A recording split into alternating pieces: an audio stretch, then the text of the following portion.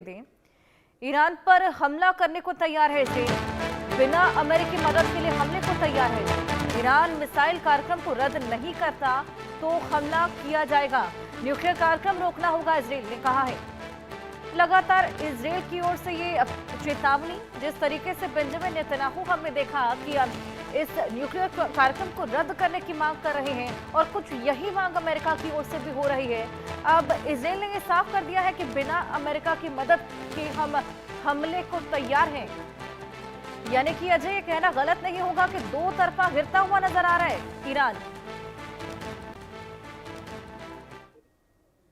देखिए, बिल्कुल जिस तरीके से लगातार जो हालात बने हुए हैं उसी बीच ईरान जो है बेशक अमेरिका को धमकियां दे रहा हो, मगर दूसरी तरफ इजराइल जो है एक बार फिर से कहीं ना कहीं आंखें तरेरे हुए है ईरान पर। और इजराइल ने कहा है कि वो अकेला भी ईरान पर हमला कर सकता है, उसने पूरी तैयारी कर ली है।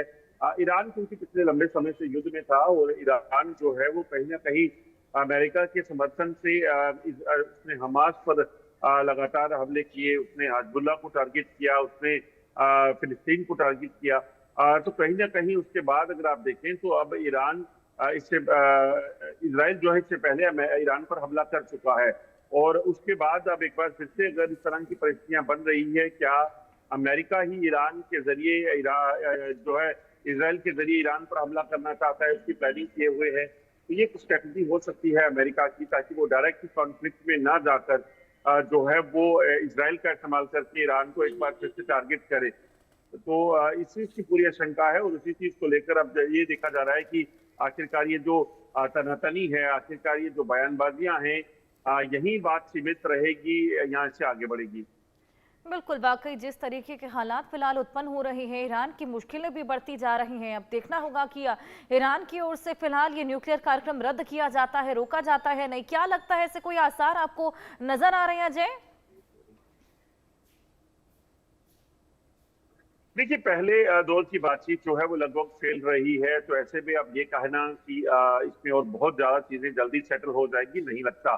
क्योंकि अगर बातचीत के टेबल पर आप आए हैं तो फिर यकीनन आप बाकी चीजों को भी देखेंगे, जिसमें कहीं ना कहीं इस चीज पे ध्यान दिया जाएगा कि हम धमकियां ना देकर फिर बातचीत की ओर आगे बढ़े। तो यहाँ सिर्फ बातचीत की ओर आगे नहीं चीजें बढ़ रही हैं, बातचीत कम है और धमकियां ज्यादा है। तो ऐसे में आप सोचिए, छोटा सा भी अगर ट्रिगर पॉइंट हो गया कहीं भी जो है इसका असर जो है वो बहुत ज्यादा भयानक हो सकता है। क्योंकि जब हमले होंगे, ईरान अपने मिसाइल सिस्टम को लेकर, चाहे वो क्रूज में मिसाइल है, सुपरसोनिक मिसाइल है, उसे लेकर पहले से अपने प्रदर्शन जो है वो कर चुका है। नहीं, अमेरिका भी पीछे नहीं है। अमेरिका के पास जो तमाम बड़े हथियार हैं उसको वो लगातार जो है वो दिखाता रहा है और इस चीज को लेकर सब जानते हैं कि अमेरिका किस हद तक जा सकता है। तो अब देखना होगा ये तनातनी जो है वो सिर्फ बातों में रहती है या फिर इसका असर जो है आगे जंग के रूप में इसे देखा जाता है। और जैसा मैंने कहा कि कोई भी एक छोटा सा ट्रिगर पॉइंट बन गया तो उसके बाद इस